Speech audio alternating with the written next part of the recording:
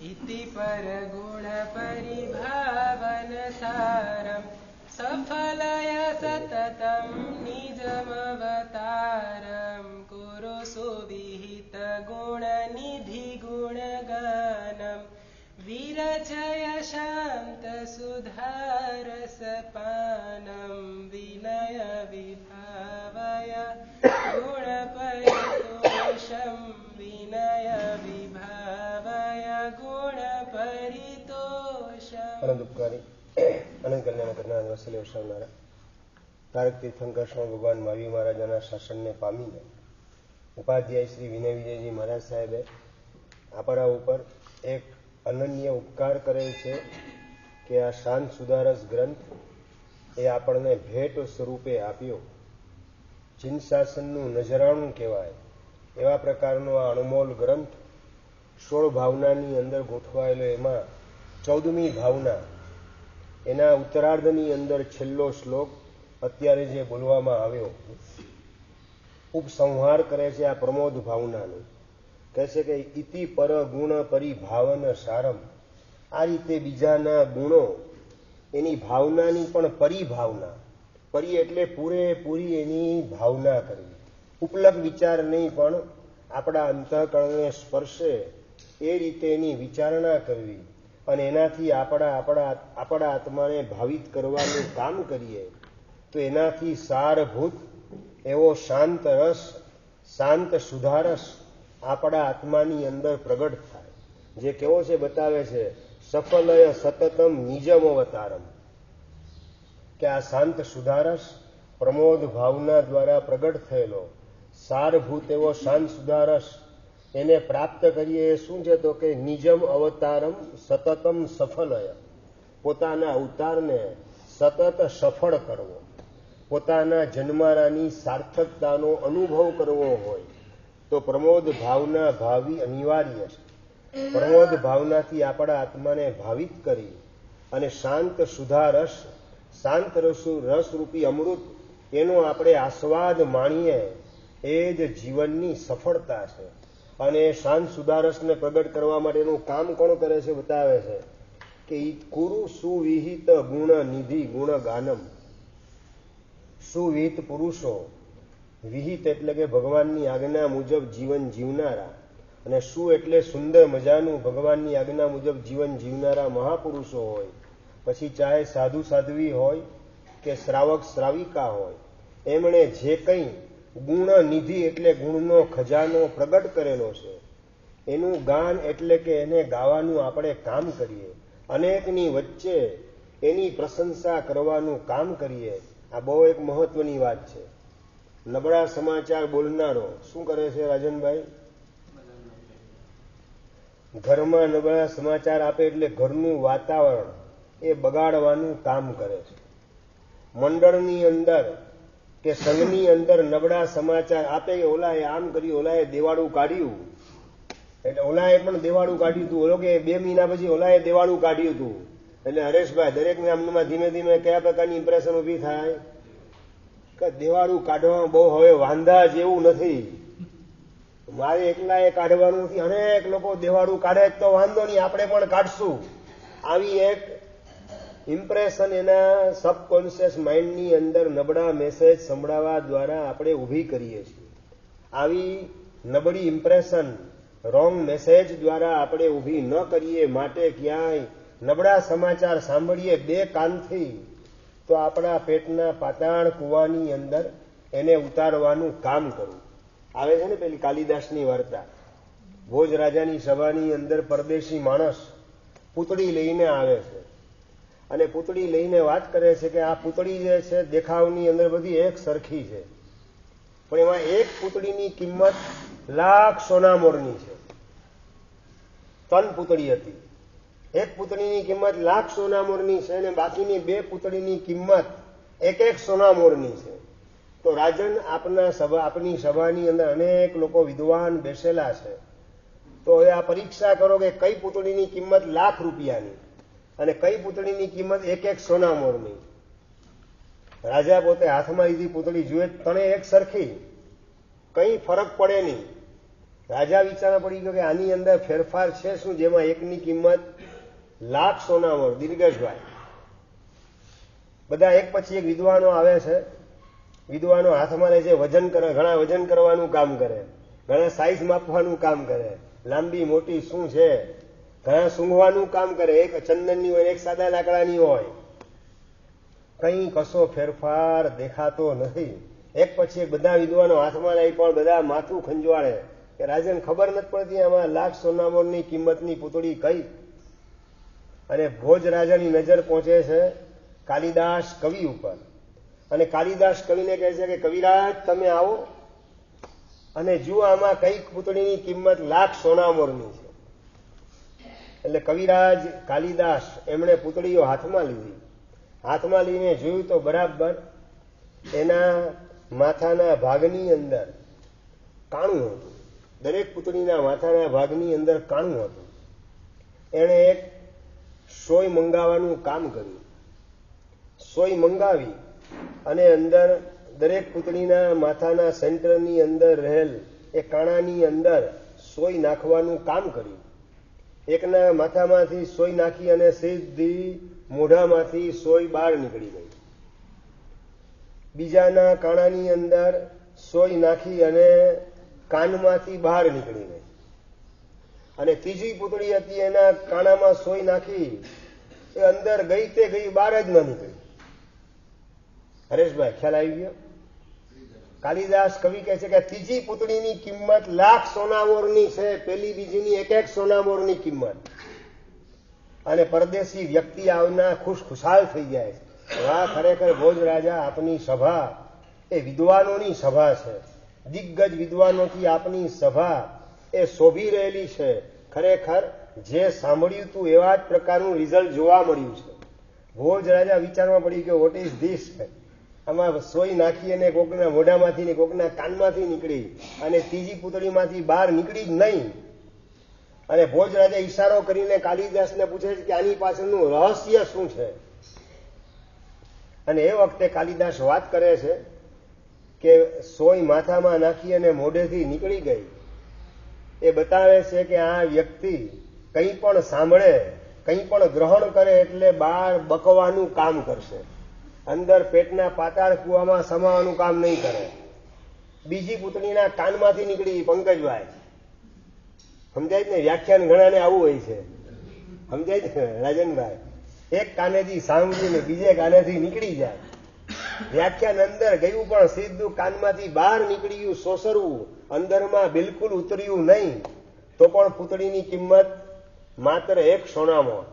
બહાર તમે વ્યાખ્યાન બોલીને બીજાને સંભળાવો તો પણ એક સોનામોરની તમારી કિંમત, સંદીપભાઈ. અને જો અંદર ઉતરી જાય, બહાર નીકળે નહીં, તો લાખ સોનામોરની આપણી કિંમત. આપણે બે રીતે સમજવાનું છે કે બીજાના નબળા સમાચાર સાંભળીએ એ પેટના પાતાળ કૂવાની અંદર સમાવી દેવા છે, ક્યાંય સ્પ્રેડ કરવા નથી. સમાજનું વાતાવરણ બગડવા દેવું નથી.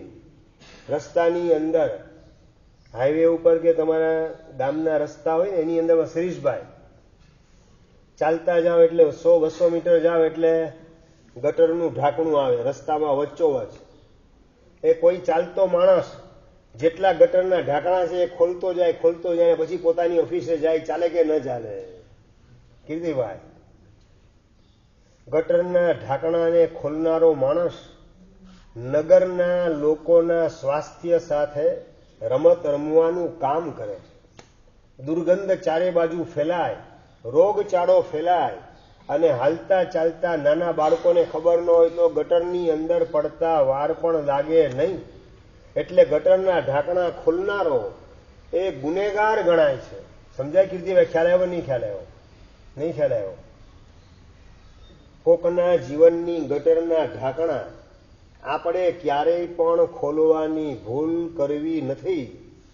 આટલો બોધપાઠ આના માધ્યમથી આપણે લેવાનો છે.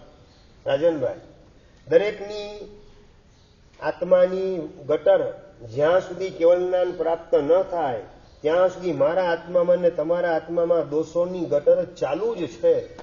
પણ એના ઢાંકણા જેટલા ઢાંકેલા રહે એટલું ઘરનું સમાજનું, સંઘનું અને નગરનું વાતાવરણ, દેશનું અને વિશ્વનું વાતાવરણ એ સ્વસ્થ રહે અને જેટલા ગટરના ઢાંકણા ખુલતા જાય. સાંભળ્યું? ઓલા મોન્ટુએ તો ગઈકાલે દારૂ પીતો હતો, પકડાયો. સાંભળ્યું? ઓલો પિન્ટુ હતો એ તો ગુટકા ખાતો હતો. ઓલો સ્વીટુ હતો એ તો સિગારેટ પીતો હતો. એક એક નબળા સમાચાર તમે મોકલતા જાઓ અને તમારા ઘરમાં તમારા દીકરાના કાનમાં મેસેજ આવે, રસિકભાઈ રિઝલ્ટ શું આવે? એને થાય કે આટલા બધા જો દારૂ પીતા હોય, સિગરેટ વાપરતા હોય તો પછી મારે શું વાંધો ગુટકા ખાવાની અંદર ને સિગરેટ પીવાની અંદર. એટલે નબળા સમાચાર, કોઈના જીવનની દોષની ગટરના ઢાંકણા એને આપણે ભૂલે ચૂકે પણ ખોલવા નથી. એના દ્વારા ઘરનું, સમાજનું, સંઘનું કે નગરનું સ્વાસ્થ્ય એ જોખમાવા દેવું નથી. પેલી ગટરનું ઢાંકણું ખુલે તો દ્રવ્ય સ્વાસ્થ્ય જોખમાતું જાય અને દોષની ગટરના ઢાંકણા ખુલે એટલે ભાવ સ્વાસ્થ્ય જોખમાતું જાય. આત્માનું સ્વાસ્થ્ય એટલે ભાવ સ્વાસ્થ્ય કહેવાય. અંદરની સહજ નિર્મળતા, પવિત્રતા, ક્ષમા, સરળતા, વિનય, વિવેક, ઔચિત્ય, મર્યાદાનું પાલન, આ બધું એ આત્માનું સ્વાસ્થ્ય કહેવાય, ભાવ સ્વાસ્થ્ય કહેવાય. અને ઓલા છોકરાએ જેના બાપાની સામે સણસણતો જવાબ આપી દીધો, એના પપ્પા એને તમાચો માર્યો તો ઓલા એને 2 તમાચા ઠોકી દીધા દીકરાએ. આ સમાચાર તમારો દીકરો સાંભળે, શું રિઝલ્ટ આવ્યો અશોકભાઈ?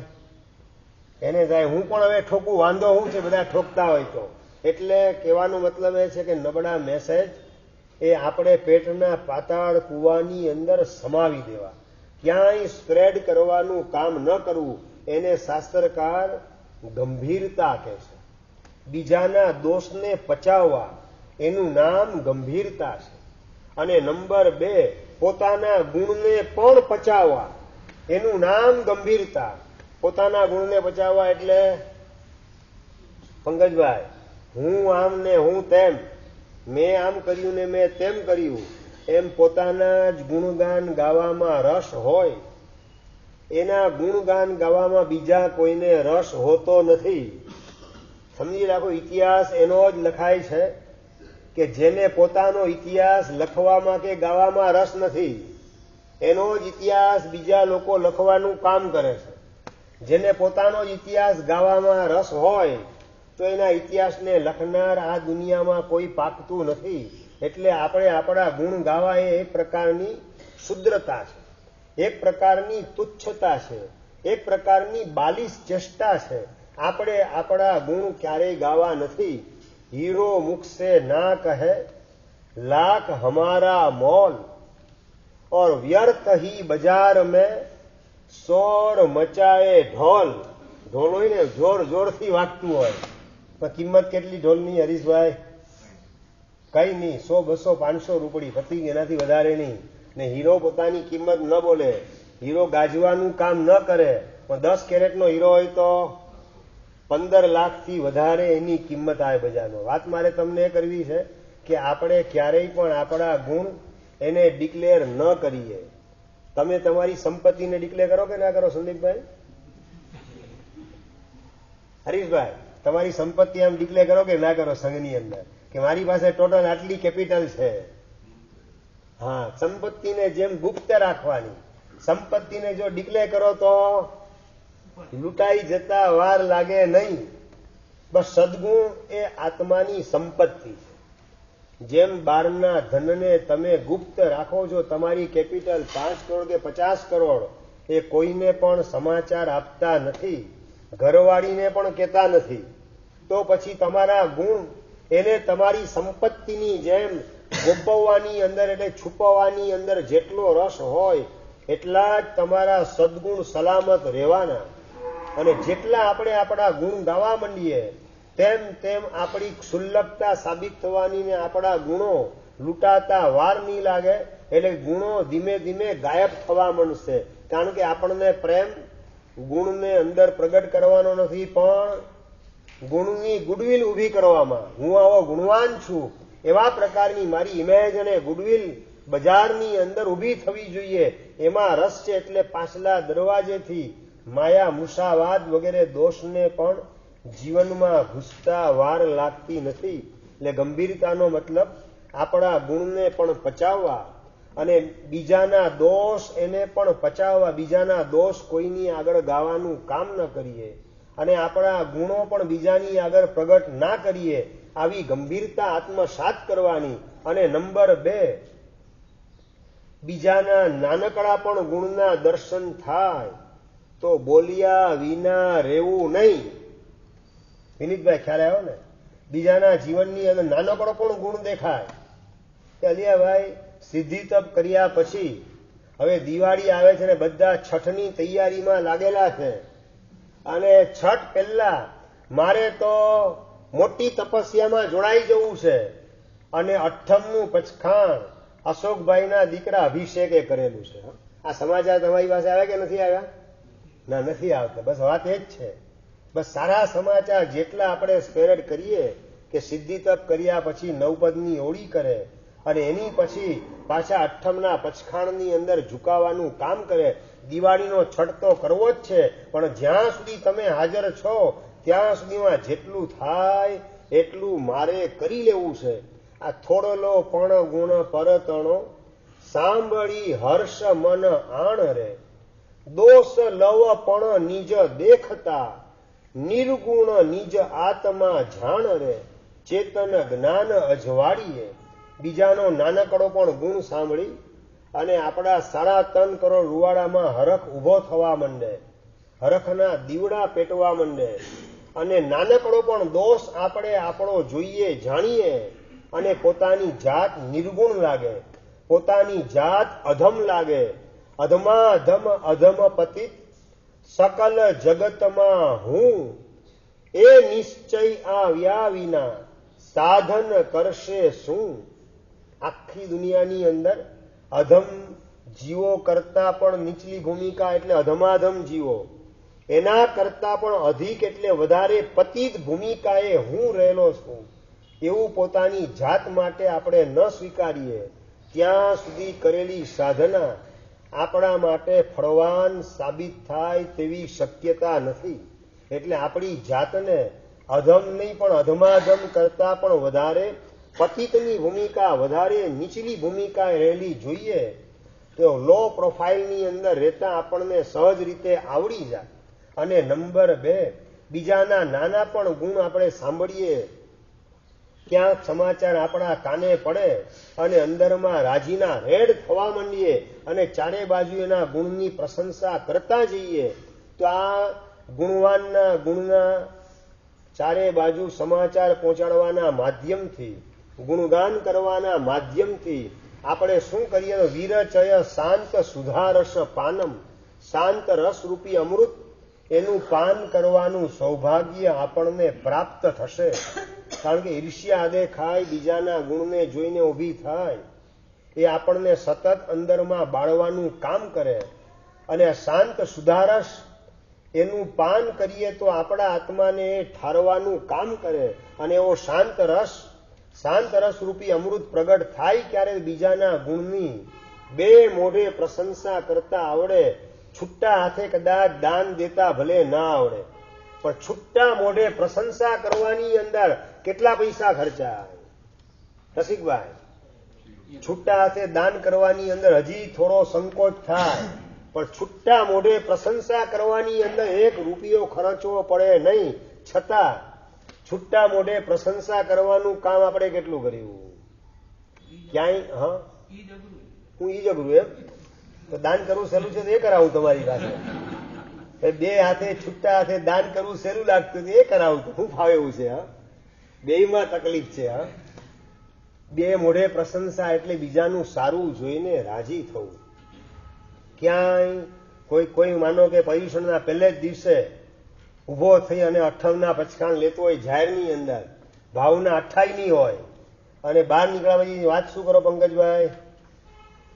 તમને ખબર હોય 3 ટાઈમ ગુટકા ખાનારો છોકરો છે અને અઠ્ઠમના પચખાણ લીધા, 28ની ભાવના થઈ અને તમે બહાર નીકળ્યા પછી શું બોલો? શું જીવીભાઈ શું બોલો એમના માટે?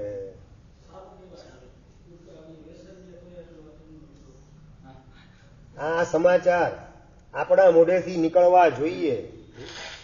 જીમીભાઈએ પોતાના જીવનમાં વ્યસનનો ત્યાગ કરી અને સિદ્ધિ તપ એ પરિપૂર્ણ કર્યો. પોતાની દીકરીને પણ સિદ્ધિ સાથે કરાવ્યો. ઉલ્લાસને ઉમંગથી કોઈક ગુટકા ખાનારો અઠ્ઠમનું બચખાણ લઈ અને બહાર નીકળીને બોલીએ, જોજો હવે હાંજે કે ગુટકા ખાઈ કે નહીં, જોજો ચેક કરજો. સંજયભાઈ, આ જ નબળા સમાચાર જો આપણા મોઢેથી નીકળે એ અંદરની બળતરાનું પ્રતીક છે. બીજાના જીવનમાં કોઈક સારી ચીજ પ્રવેશ કરે એ આપણે જોઈ શકતા નથી. આંખમાં અમીરાત આવવી જોઈએ, અમીરાત ઉગતી નથી. આંખની અંદર ઈર્ષ્યાની બળતરા અને અંદરમાં પેટ બળવા માંડે અને કોકની પાસે કાનમાં ફૂંક માર્યા વગર ચેન પડે નહીં. સાંજે ચેક કરજો, ઓલા પાનવાળાના ગલ્લે ઉભો રહે કે નથી રહેતો, ચેક કરજો એટલે ખ્યાલ આવી જશે. આ અંદરમાં બીજાના સમજી રાખો કાયમ માટે કે બીજાના સારા સમાચાર સાંભળતા જેને શંકા પડે એની કદાપી દોસ્તી કરવી નહીં. ફરીથી દર્શનભાઈ, સારા સમાચાર સાંભળતા જેને શંકા પડે એની કદાપી દોસ્તી કરવી નહીં. કારણ કે એને રસ કેમાં છે? નબળા સમાચારમાં જ રસ છે. માટે જ સારા સમાચાર સાંભળતા શંકા પડે.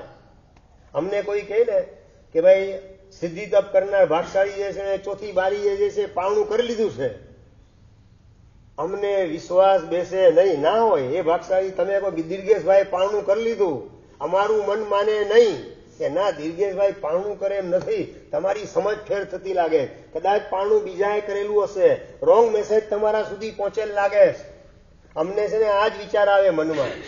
કોઈના માટેની નબળી વાતનો ઓન ધ સ્પોટ આપણે સ્વીકાર કરી શકીએ નહીં. અને નંબર 2, બીજાની નબળી વાત સાંભળો ત્યારે તમે પ્રૂફ કેટલું માંગો? રાજનભાઈ, બીજાના નબળા સમાચાર મળે ત્યારે ક્યારેય આપણે પ્રૂફ માગેલું નથી, અને સારા સમાચાર મળે એટલે શંકા કર્યા વિના રહ્યા નથી. એ આપણા અધપતનની નિશાની છે. આપણે બીજાની ચર્ચા નથી કરી, આપણી જાત માટે જ વિચારીએ કે બીજાના નબળા સમાચાર મળે તો વિધાઉટ પ્રૂફ મારે એને સ્વીકારવા નથી, અને ન સ્વીકારવું તો તકલીફ શું છે એમાં મને? હા, વાત આ જ છે. મરચા મસાલા વગેરે નાખી અને એમાં વધારો કરતા કરતા સમાચાર ક્યાંના ક્યાં કેવી રીતે પહોંચે. હું ત્યાં તો હિંમતનગર 26મી જાન્યુઆરી 2001ની સાલ, અને છોકરો મારી પાસે આવ્યો, સાહેબ શાસ્ત્ર ઉપર શંકા સાહેબ કરવી પડે એવી થઈ ગઈ હાલત અત્યારે. તો હું થયું પણ સાહેબ શત્રુંજય તો શાશ્વત કહેવાય ને. મેં કીધું હા શાશ્વત. સાહેબ શત્રુંજય તૂટી ગયો, સમાચાર મળ્યા ભૂકંપની અંદર. 26મી જાન્યુઆરી 2001ની સાલ, અમે એ વખતે હિંમતનગરમાં હતા. અને વાત કરે સાહેબ શત્રુંજય તૂટી ગયો, સમાચાર મળ્યા. મેં કીધું હોય નહીં કોઈ કાળે, શાસ્ત્રમાં લખેલી વાત ખોટી કોઈ કાળે ન હોય. સાહેબ આ સાચી વાત તમને કહું છું. હમણાં જ સમાચાર મને અમદાવાદથી આવ્યો, શત્રુંજય તૂટી ગયો. શું વાત છે? એટલે ઓલા ભાગશાળી છાતી ઠોકીને પાછી વાત કરે. એટલે મેં હિંમતનગરથી જયેશભાઈ ભણસાલી એને ફોન કરાવ્યો કે જયેશભાઈ શત્રુંજય ભૂકંપની સ્થિતિ સાહેબ બહુ ખતરનાક છે. ભૂકંપ. મેં કીધું કે એની અંદર આપણા તીર્થો વગેરે સાહેબ, તીર્થો તો બધા સલામત છે, એમાં કોઈ નબળા કઈ સમાચાર નથી આવ્યા, તીર્થોને કઈ નુકસાન થયું નથી. શત્રુંજય સાહેબ એકદમ વ્યવસ્થિત છે, એમાં અહીંયા તો કોઈ ભૂકંપની અસર છે જ નહીં. સમાચાર મને મળેલા છે શત્રુંજય તૂટી ગયો, એવા સમાચાર અહીંયા યુવાન આપી રહેલો છે. અને જયેશભાઈ ખડખડાટ હસી પડ્યા. સાહેબ અમારા જૈનનગરમાં શત્રુંજય ફ્લેટ છે, ફ્લેટ એ તૂટી ગયો.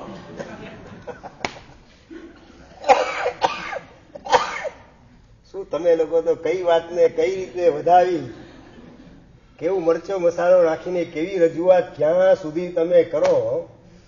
અને હું સાંભળીને હસી પડ્યો. શત્રુંજય ફ્લેટ તૂટે અમદાવાદના પાલડી વિસ્તારમાં જૈનનગરની અંદર, અને ઓલો છોકરો મારી પાસે સાહેબ શત્રુંજય તૂટી ગયો.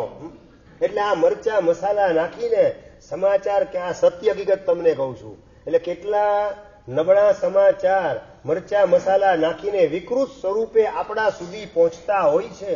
માટે ક્યારેય પણ નબળા સમાચાર પ્રૂફ વગર સ્વીકારવા નહીં. શું તકલીફ શું એમાં? કોઈ તકલીફ, કોકની નબળી વાત આપણે ન સ્વીકારીએ એમાં આપણને કોઈ તકલીફ છે જ નહીં.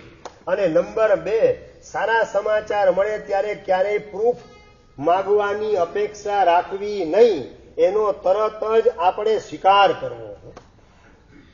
શું તમને વાત કરું, જયસર નામનો યુવાન મુંબઈ કાંદિવલીની અંદર રહેનારો, અને ભાગશાળીએ વ્યાખ્યાનની અંદર ત્રણ જગતના નાથ અરિયન પરમાત્માના દેરાસરનો કાજો લે એના આતમ ઘરને સ્વચ્છ કરવાનું કામ પરમાત્મા કર્યા વિના રહેતા નથી. આ વાત વ્યાખ્યાનમાં સાંભળી અને એની સાથે જ અભિગ્રહ લઈ લીધો કે રોજ મારે દેરાસરનો કાજો કાઢવો, ગભારાનો, રંગમંડપનો અને ભમતીનો બધો કાજો મારે કાઢવો. આવા પ્રકારનો અભિગ્રહ લીધો અને લીધા પછી એનો બીજે જ દિવસથી અમલ સ્ટાર્ટ કરી દીધો. દેરાસરનો કાજો લેનારા કેટલા આ સભામાં? દુકાને કદાચ માણસ મોડો આવે,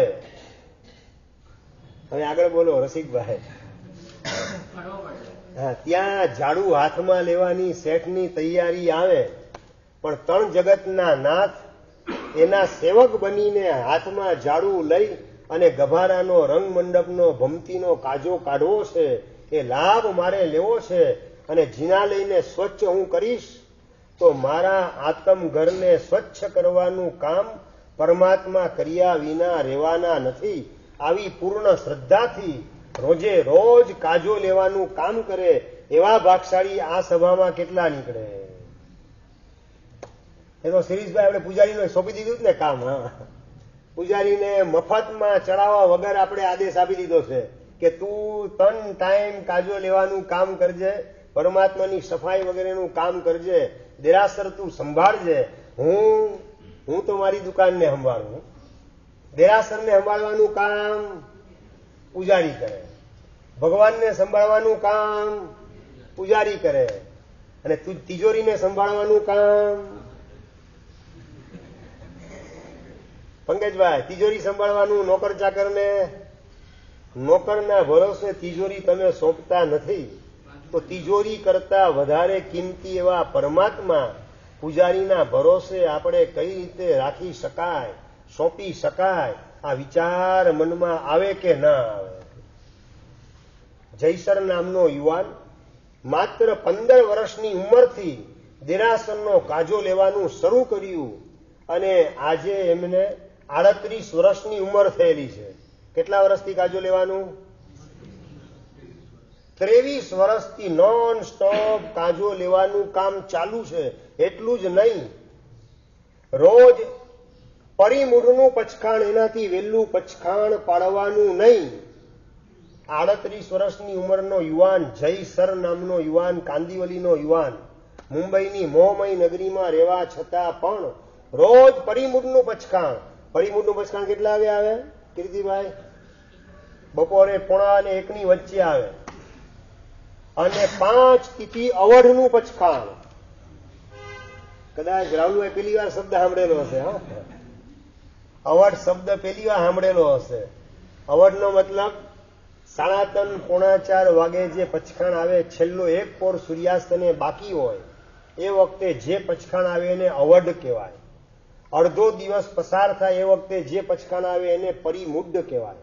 એ પરિમૂઢનું પચખાણ રોજનું અને 5 તિથિ અવઢનું પચખાણ લેવાનું, અને એની સાથે સાથે પોતાનું જીવન ધર્મમય બનાવવાનો કરેલો સંકલ્પ. અને નોટ ગણવામાં આખી દુનિયાને રસ છે, પણ નોટ ગણે એ પરમાત્માનો ભક્ત નથી, સેવક નથી. નૌકાર ગણનારો એ પરમાત્માનો ભક્ત છે. વ્યાખ્યાનમાં સાંભળ્યું અને તરત જ એનો અમલ સ્ટાર્ટ કરી દીધો. રોજની 100 માળાનો નિયમ. સંદીપભાઈ, તમારે કેટલી માળાનો નિયમ? મુક્તિભાઈ, 100 માંથી 1 મીંડું ઉડાવો તો ચાલે? 10 માળા પણ ગણનારા બહુ મુશ્કેલ છે. બીજું મનનું પણ ઉડાડી દેવાનું. એમ ફક્ત એક પણ અભિગ્રહ સાથે ગણનારા કેટલા? 1 માળા પણ અભિગ્રહ સાથે ગણનારા કેટલા? હા, ધન્યવાદ. રાજનભાઈ અભિગ્રહ છે. હા, એમાં ઉતાવળ માળા ધબાધબ, ક્યાં કોણ આવ્યું ને કોણ ગયું, નજર બધે ફરતી હોય અને માળા ગણાતી હોય બધી. હા, ને નોટ ગણો તો કઈ રીતે ગણો? કોણ આવ્યું કોણ ગયું જોતા જોતા કે પછી એક રસ થઈને એક તન્મય થઈને અશોકભાઈ નોટ કઈ રીતે ગણો ને નૌકાર કઈ રીતે ગણો? રસ નોટ ગણવામાં જેટલો છે એટલો રસ નૌકાર ગણવામાં આવી જાય તો બેડો પાર થઈ જાય.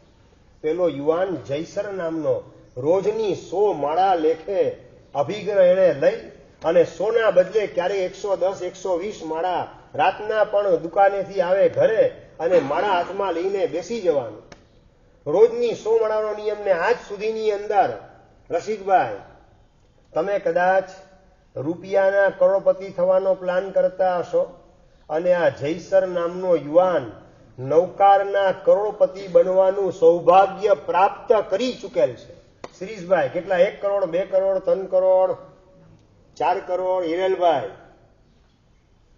38 વર્ષની ઉંમરે જેમણે 7 કરોડ નૌકારનો જાપ પરિપૂર્ણ કરેલો છે એવો મુંબઈની મોહમય નગરીમાં રહેવા છતાં પણ નૌકાર મંત્રનો કેવો ચાહક અને માત્ર નૌકાર મંત્ર નહીં નૌકાર ગણવા જ છે તો એમને એમ નૌકાર ગણવાના બદલે સામાયિક લઈને નૌકાર ગણવા બેસીએ તો સામાયિકનું પુણ્ય પણ આત્મામાં જમા થાય, નૌકારનું પુણ્ય પણ આત્મામાં જમા થાય, બેવડો ફાયદો થાય ને મોક્ષ માર્ગે ઝડપથી આપણો વિકાસ થાય. એ ભાવથી રોજની 6 સામાયિકનો જેને નિયમ છે 2 પ્રતિક્રમણ સહિત 6 સામાયિકનો જેને નિયમ લીધેલો છે ને અત્યાર સુધીમાં 75,000 થી વધારે સામાયિકની સાધના એ યુવાને કરેલ છે.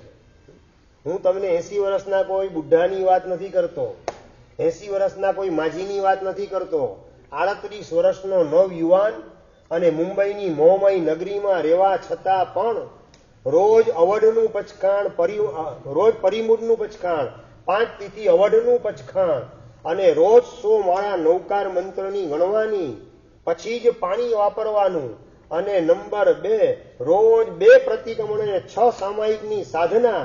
આ પ્રકારની પ્રતિજ્ઞા પૂર્વકની સાધનામાં જોડાય અને પોતાનું જીવન ભગવાન, હું તમને એમ કહું કે ઉંમર ભલે કદાચ એની 38 વર્ષની ઉંમરની હોય પણ 38 વર્ષની ઉંમરે 138ની સ્પીડમાં છે ને આરાધનાની ગાડી દોડાવવાનું કામ કરે છે.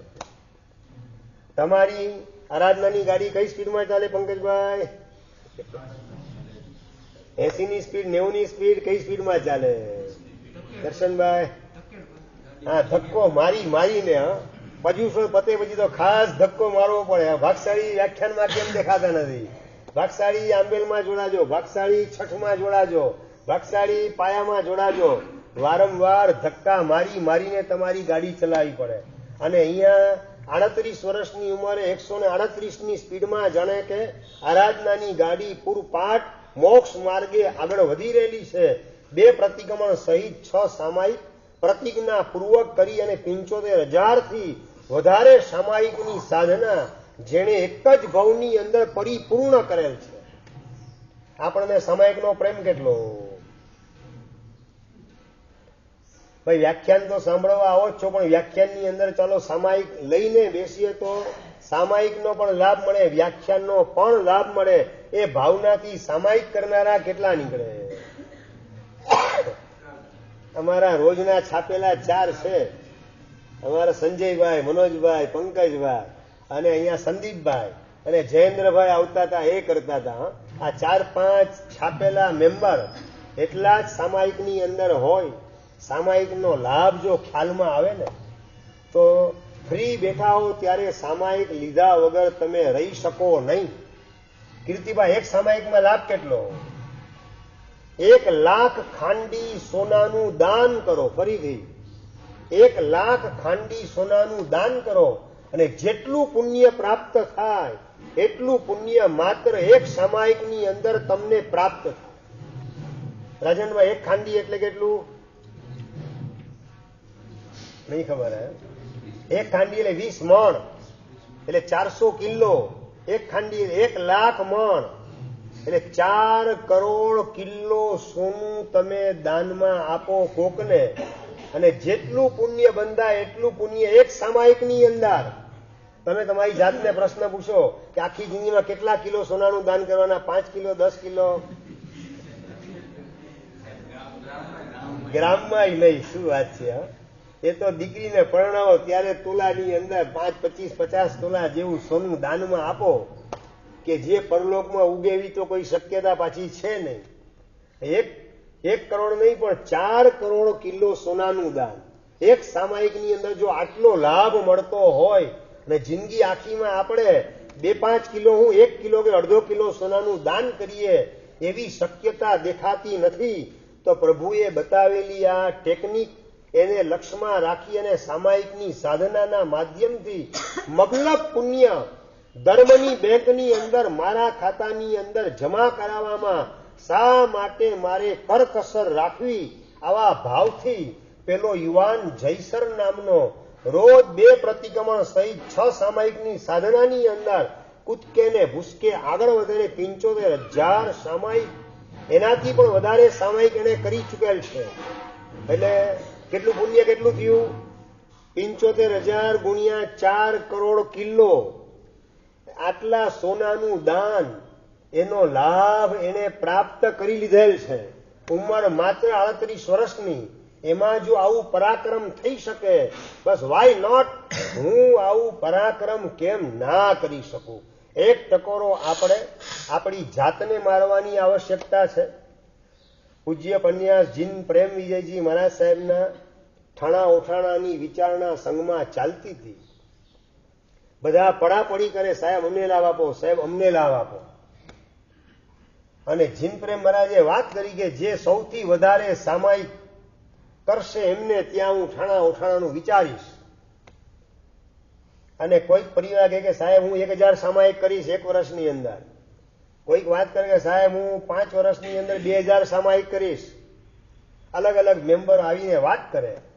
અને એમાં નવીનલાલ અંબાલાલ મહેતા નામના ભાગશાળી એમણે વાત કરી, સાહેબ આપ મારે ત્યાં ઠાણા ઓઠાણા કરો તો 5 વર્ષની અંદર 12,000 સામાયિક મારે એકલાએ કરવા. હિરેલભાઈ કેટલા સામાયિક? કેટલા તમારે કેટલા કરવાના એમ પૂછ્યું છે.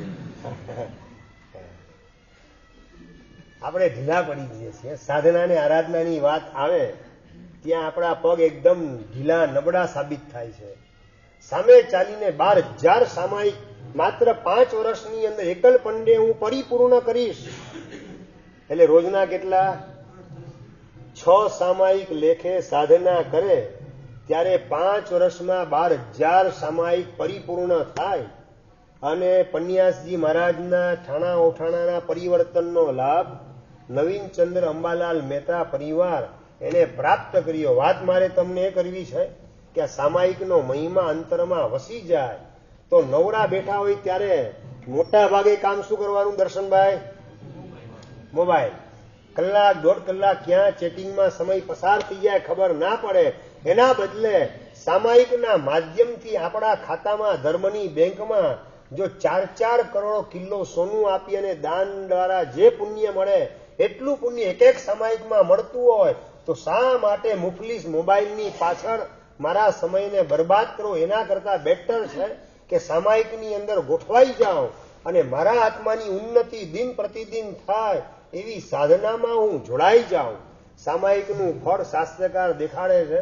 1 સામાયિક કરો એટલે કેટલું પુણ્ય? દેવલોકનું આયુષ્ય કેટલું બંધાય? મુક્તિભાઈ 1 સામાયિક કરો એટલે 59, યાદ રાખજો બરાબર દિર્ગેશભાઈ, 59,25,000, 59 કરોડ 92 કરોડ 59,59,25,925 પલ્લ્યોપમનું વૈમાનિક દેવલોકનું આયુષ્ય બંધાય. કીર્તિભાઈ કેટલું? ફરીથી બોલો. 92 કરોડ 59,25,925 પલ્લ્યોપમનું વૈમાનિક દેવલોકનું આયુષ્ય બંધાય. કદાચ આંખો યાદ રાખો અઘરો પડે ને તમે તો 925 925 925 લખી નાખજો. હું બોલ્યો એ રકમ આવી જશે. હવે યાદ રહી ગયું બરાબર ને? હા સરસ. આટલું એક પલ્લ્યોપમમાં અસંખ્ય વર્ષ પસાર થાય. મતલબ કે માવિદે ક્ષેત્રમાંથી સિમંદર સ્વામી જેવા અસંખ્ય તીર્થંકર મોક્ષમાં પહોંચી જાય. એટલા સમયને એક પલ્યોપમ કહેવાય. અને એવા પલ્યોપમ કેટલા? 92,59,25,925 પલ્યોપમ. આટલું વૈમાનિક, ઊંચામાં ઊંચો દેવલોક વૈમાનિક, અને એનું આયુષ્ય જો એક સામાયિકમાં બંધાતું હોય તો ટીવી જોવાનું કામ કયો મૂરખ કરી શકે? મોબાઈલની પાછળ શા માટે સમય પોતાનો બરબાદ થઈ શકે? વોટર પાર્કની અંદર ભેંસ પડી હોય એ રીતે પડ્યા રહેવાનું પાપ કોણ કરી શકે? અને રવિવારે તો કે બાથની અંદર પડ્યા રહેવાનું કામ, અને ટબની અંદર પડ્યા રહેવાનું કામ, હાથ પગ હલાવવાનું કામ, અને એના દ્વારા માછલાના અવતારનું બુકિંગ કરાવવાની ભૂલ કોણ કરી શકે? આપણે આ સ્વિમિંગ પુલની અંદર ને નદીને તળાવની અંદર ડૂબકી લગાવી અને સમય આમને આમ બરબાદ કરીએ, અપકાયના અસંખ્ય જીવોની વિરાધના કરીએ, અને આપણો આત્મા ડૂબવાના માર્ગે ગોઠવાય એના કરતા એક એક સામાયિક દ્વારા વૈમાનિક દેવલોકનું આયુષ્ય જો 92,59,25,925 પલ્યોપમ, આટલું વૈમાનિક દેવલોકનું આયુષ્ય બંધાતું હોય તો શા માટે આ ઉજળી તક મારે ઝડપી ના લેવી? આવો એક હમણાં બોલ્યો ને કે સિમંદર સ્વામી જેવા અસંખ્ય તીર્થંકર મહાવિદ્યમાંથી મોક્ષમાં પહોંચી જાય, એમાં જેટલો સમય લાગે એટલે એક પલ્યોપમ થાય. આ જાડી ભાષામાં તમને સમજાવું છું. શાસ્ત્રોની સૂક્ષ્મ ભાષામાં સમજાવીશ તો તમે ભાગી જશો, ટપી નહીં પડે તમારી. એ સાવ સાદી ભાષામાં, સરળ ભાષામાં કન્વર્ટ કરીને સમજાવું. સિમંદર સ્વામીનું આયુષ્ય કેટલું? અલ્લાહ માલુમ બધું. સાહેબ, પ્રશ્ન પણ તમારો, જવાબ પણ તમારો. 84 લાખ પૂર્વનું આયુષ્ય સિમંદર સ્વામીનું છે. હવે પાછો પ્રશ્ન નહીં કરતા એવું થાય એક પૂર્વ એટલે હું? પાછો એનો પ્રશ્ન આવશે. 84,000 ગુણ્યા 84,000 કરો એટલે જે જવાબ આવે એટલે એનું નામ એક પૂર્વ. કેટલું થાય? 70,560 અબજ વર્ષ એટલે એક પૂર્વ. અશોકભાઈ, દાંત પોળા થઈ જાય, મોઢું પોળું થઈ જાય. મોઢું એવું પોળું થાય અંદર રસગુલ્લો ઘૂસી જાય, એટલું પોળું થઈ જાય. કેલ્ક્યુલેટર પણ ફેલ જાય, જવાબ આપી, સુપર કોમ્પ્યુટર પણ જવાબ આપી શકે નહીં. અને એવા બધા ગણિતો સર્વજ્ઞ પરમાત્માએ કેવલ જ્ઞાન દ્વારા જોઈને આપણને સમજાવેલા છે. અને આપણી ટૂંકી બુદ્ધિ, જાડી બુદ્ધિ, એની અંદર પ્રભુએ પોતાનું તત્વ ફિટ કરવાનું કામ કરેલું છે. પ્રભુ માટે કેટલું અઘરું કામ બની જાય. જાડી બુદ્ધિવાળાના મગજમાં વાત ઉતારવી કેટલું અઘરું ને કપરું કામ, છતાં ભગવાન માટે સરળ કાર્ય હતું, કારણ કે સર્વજ્ઞ હતા. અને એ પરમાત્માએ વાત કરી કે 84 લાખ પૂર્વના આયુષ્યવાળા સિમંદર સ્વામી એવા એક બે ની અસંખ્ય તીર્થંકર મોક્ષમાં પહોંચી જાય, ત્યારે તો એક પલ્યોપમ જેટલો સમય પૂરો થાય.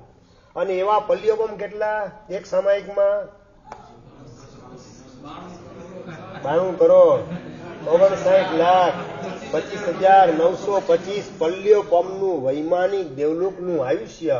હવે તમે મોબાઈલમાં 1 કલાક ઓગની અને વાત કરો, શું મળે? કાંઈ નહીં, તિર્યંચનું આયુષ્ય બંધાઈ જાય. અને એમાં જો ગાળાગાળી થઈ મોબાઈલની અંદર, નરકનું આયુષ્ય બંધાતા વાર લાગે નહીં. હા, કાંઈ નહીં, નુકસાન બહુ મોટું છે. તમને નુકસાન નજરની સામે દેખાતું નથી, અને સામાયિકના લાભ એના તરફ તમારી નજર પહોંચતી નથી. માટે ધકેલ પંચા 150 જેવું જીવન મોબાઈલની પાછળ, ટીવીની પાછળ, હોટલની પાછળ, રેસ્ટોરન્ટ ને રિસોર્ટની પાછળ રખડવાની અંદર જિંદગી પૂરી થઈ રાખે છે. અણમોલ એવો માનવનો ભવ, તુચ્છ એવા વિષય સુખ અને મોજ શોખની અંદર આમ ને આમ પસાર થઈ રહેલ છે, બરબાદ થઈ રહેલ છે. અને પેલો યુવાન નવીનચંદ્રભાઈ અંબાલાલ મહેતા 12,000 સામાયિક એકલ પંડે 5 વર્ષની અંદર પરિપૂર્ણ કરવાની તૈયારી. રોજના 6 સામાયિક મિનિમમ કરવા પડે, ત્યારે આ નિયમ પરિપૂર્ણ થાય. મહારાજ સાહેબના ઠાણા ઓઠાણાનો લાભ મળતો હોય તો આપણે આ સાધના કરવાની તક ગુમાવી નથી.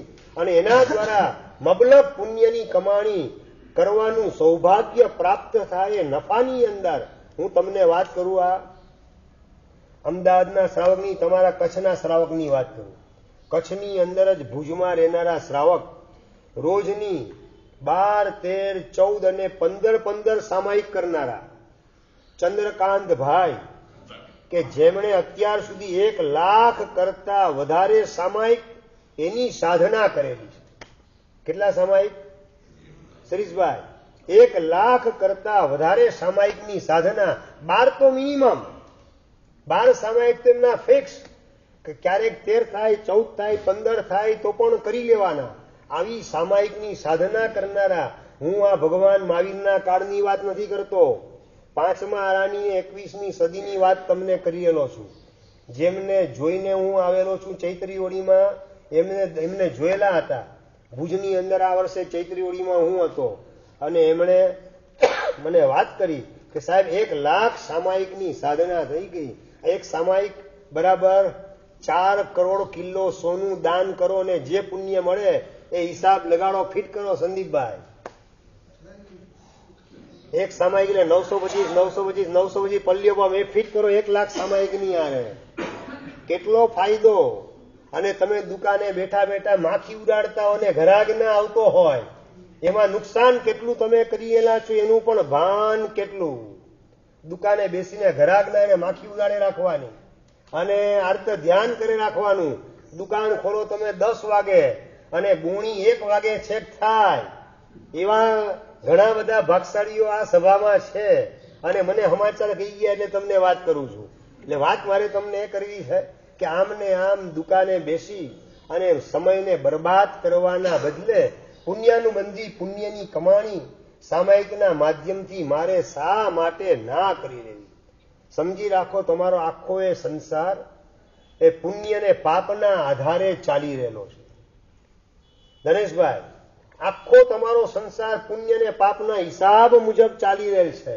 એમાં તમારો પુરુષાર્થ ગમે એટલો ઉથલ પાથલ કરે, ફેરફાર કરે તેવી શક્યતા દેખાતી નથી.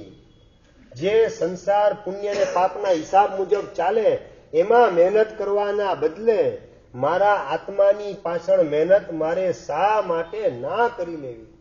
આવા પ્રકારની સમજણ પૂજ્યપાદ પ્રેમસુરી દાદાની પાસેથી મેળવી અને દલીચંદ નામનો એક યુવાન, પુના ચોમાસું હતું પ્રેમસુરી દાદાનું, અને પુનાના ખડકી વિસ્તારમાં રહેનારો દલીચંદ નામનો એક યુવાન, દલીચંદ ધર્માજી, અને યુવાન એમને જ્યારે પ્રેમસુરી દાદાની પાસે આ વાત સાંભળી કે આખો એ સંસાર પુણ્ય પાપના હિસાબ મુજબ ચાલે છે, તમારા પુરુષાર્થની અંદર એવી આવશ્યકતા નથી. તમારો પુરુષાર્થ સંયમની સાધના પાછળ લગાવવાનો, ભગવાનની આજ્ઞા પાળવા પાછળ તમારા પુરુષાર્થને ગોઠવવાનો છે. અને પુણ્ય ને પાપના કાર્યને જો તમે કરી રાખશો તો તમારું પોતાનું આત્માનું કામ ક્યારે કરશો? આ બહુ મહત્વની ગંભીર વાત. પુણ્ય ને પાપના જ કાર્ય કરવામાં જિંદગી પૂરી કરી નાખીએ. આપણે કામ છે પુણ્ય ને પાપનું, અને આપણે એની પાછળ જ જિંદગી આખી નીચોવી નાખીએ તો આપણે આપણું પોતાનું કામ ક્યારે કરશું?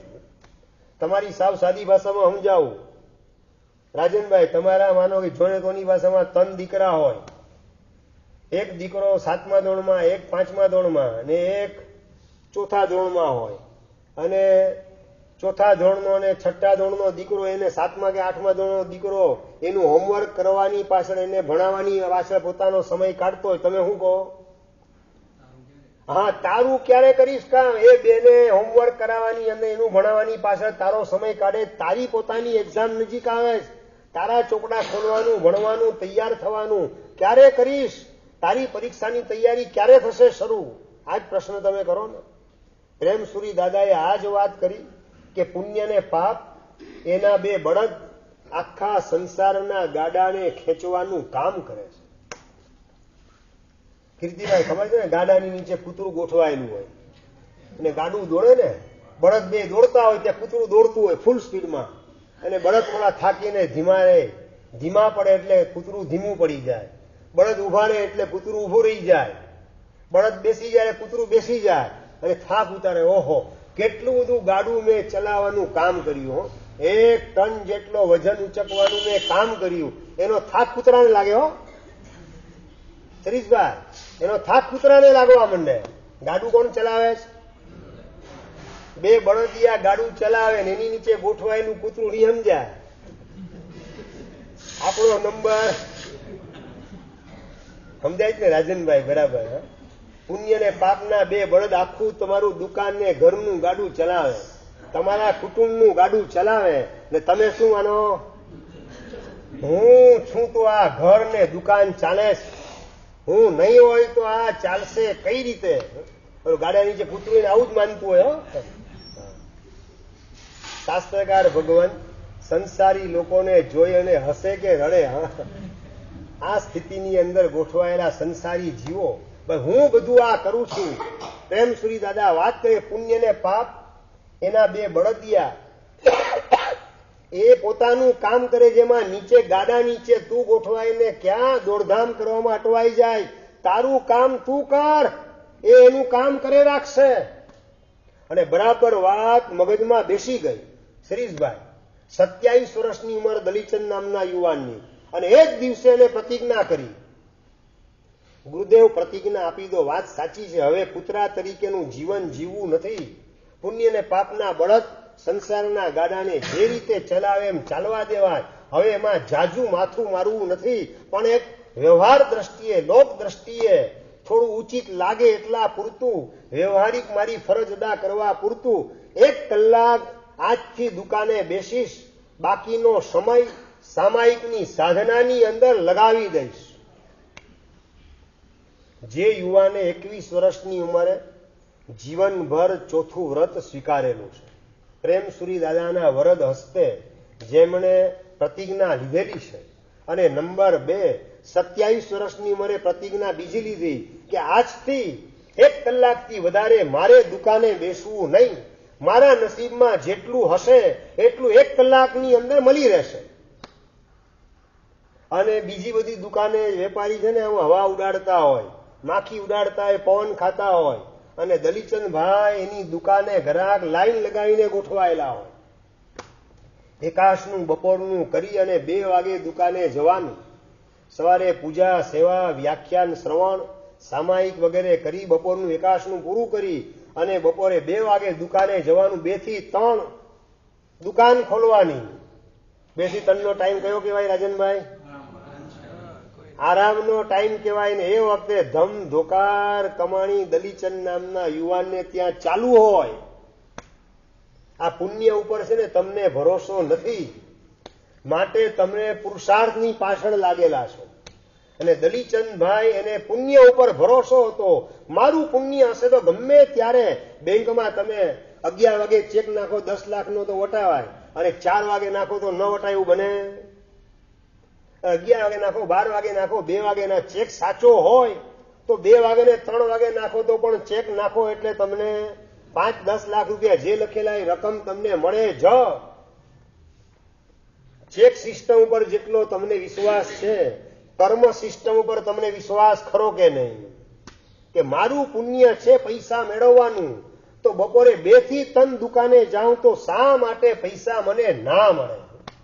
અને 2 થી 3 દુકાન ખોલે અને ગ્રાહક લાઈન લગાવીને વેલા, એવી પ્રેસ્ટીજ ને એવી ગુડવિલ, અને એના કારણે 1 કલાકની અંદર જેટલો ધંધો થાય, અમુક ગ્રાહક બાકી રહી જાય, સાહેબ બાકી છું, ઉભા રહો જી, હવે આવતીકાલે 3 વાગી ગયા, હવે આવતીકાલે. ગ્રાહકને પ્રેમથી વિદાય આપી દેવા. વર્તમાન કાળની સત્ય ઘટના તમને સંભળાવી રહેલો છું.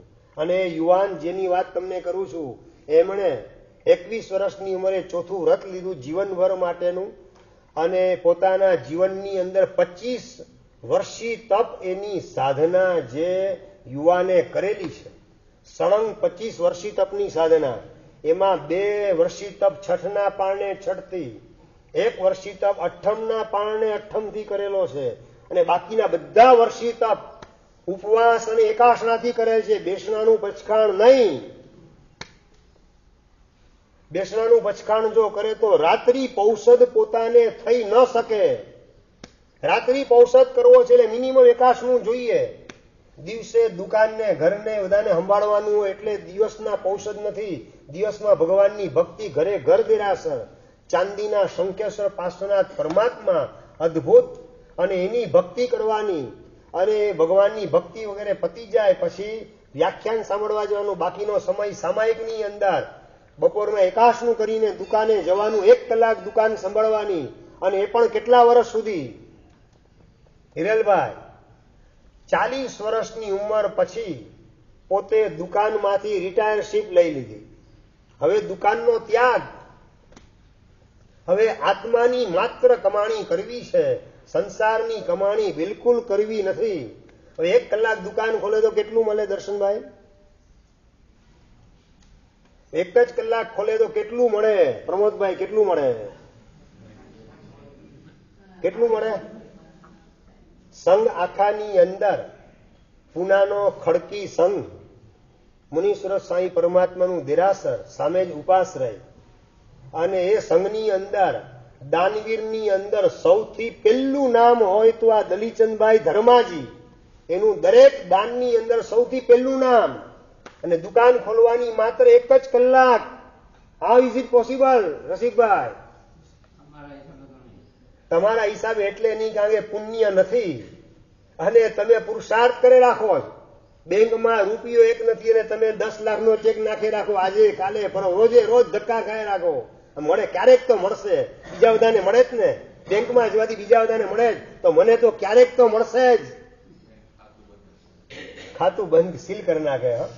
ભાઈ બંધ થઈ ગયો, રૂપિયો છે નહીં ખાતાની અંદર, ક્યાં તમે આ ચેક આપે રાખો?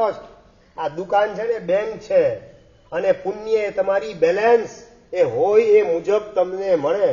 બેલેન્સ હોય નહીં અને તમે ચેક 5 લાખ ને 10 લાખ લખે જ રાખો, પેનલ્ટી ભરવી પડે, સામે દંડ ભરવો પડે પોતાને.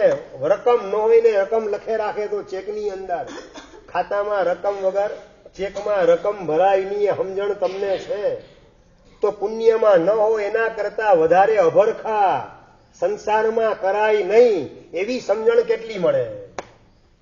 પુણ્યમાં નથી એના કરતા વધારે પુરુષાર્થ સંસારમાં કરવો નથી એવી સમજણ કેટલી મળે?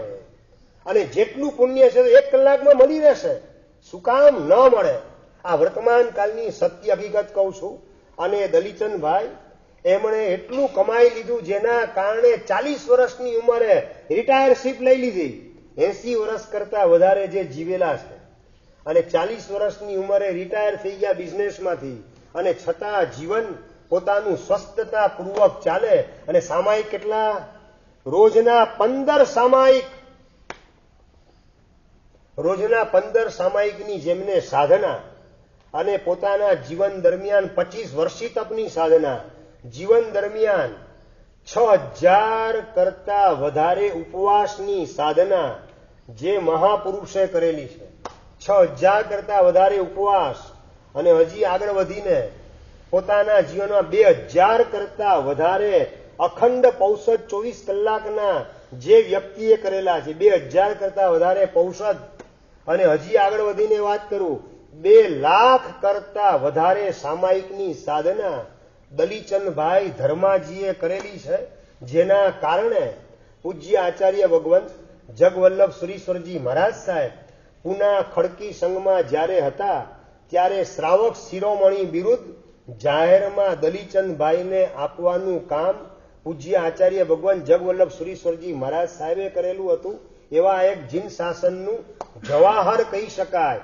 શ્રાવક શિરોમણીનું બિરુદ ધારણ કરનારા 2 લાખ સામાયિક કરતા વધારે સામાયિક. તમારે સામાયિક કેટલા?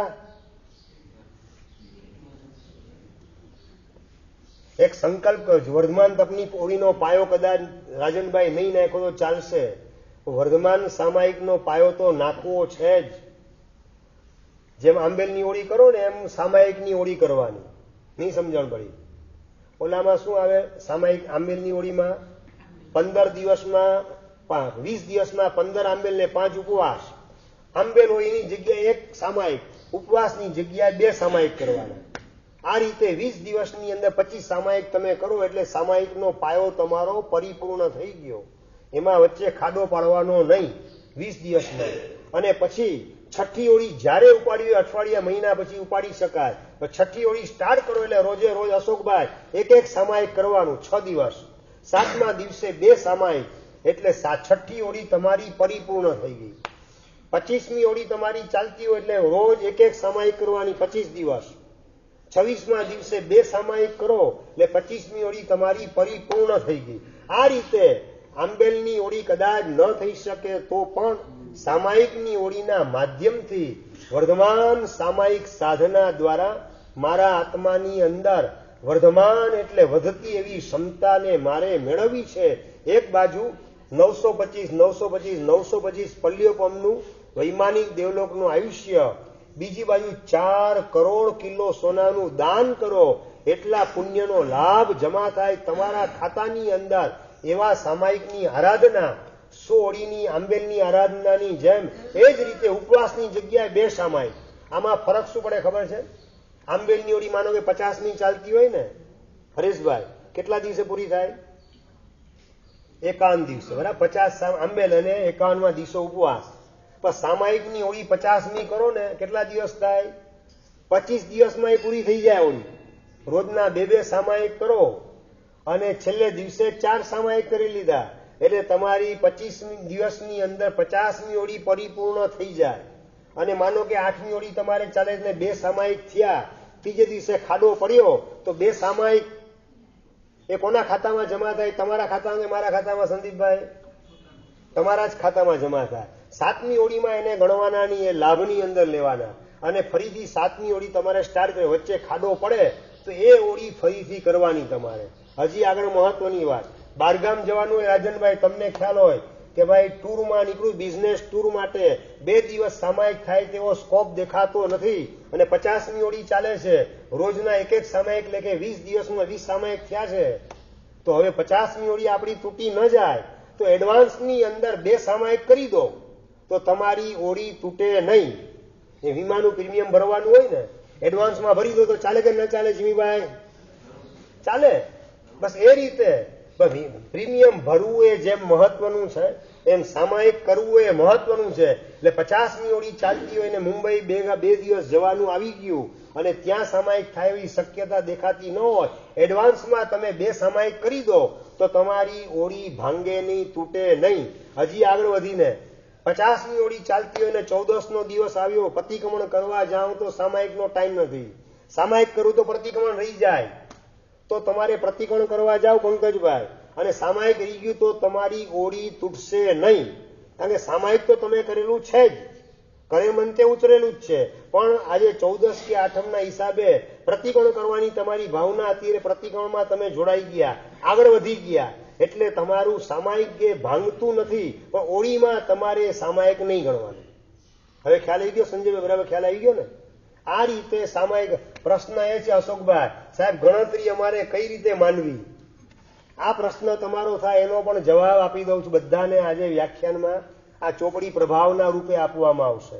આમાં જો લખેલું છે 1 ઓળીની સામે એકડો એટલે 1 સામાયિક, બગડો એટલે 2 સામાયિક, 2 સામાયિક એટલે 2 ભેગા સામાયિક કરવાના. પણ ભાઈઓને બિઝનેસના હિસાબે કદાચ અનુકૂળતા ન હોય તો 2 સામાયિક છૂટા કરશો તો પણ ચાલશે. બેનો એ કમ્પલસરી ભેગા કરવાના, બરાબર? એટલે બીજી ઓળીઓ એની અંદર 1 સામાયિક, પછી બાજુ સામાયિકનો જોટો. આ રીતે 5 દિવસ 5 ઓળી એ 20 દિવસની અંદર તમારી પરિપૂર્ણ થાય 25 સામાયિક કરવા દ્વારા. એની સમજણ પણ આની અંદર આપેલી છે. એટલે આ ચોપડી આજે ખાસ વ્યાખ્યાન બધાને પ્રભાવના આપવાની છે. બધા ખાસ પેલા નૌકાવાળીની ચોપડી પ્રભાવના આપી હતી, એમાં સામાયિકની ચોપડી પણ આજે બધાને પ્રભાવના પ્રાપ્ત થઈ શકશે. જીનાજ્ઞાવિદ કહેવાય તો મિચ્છામિ દુક્કડમ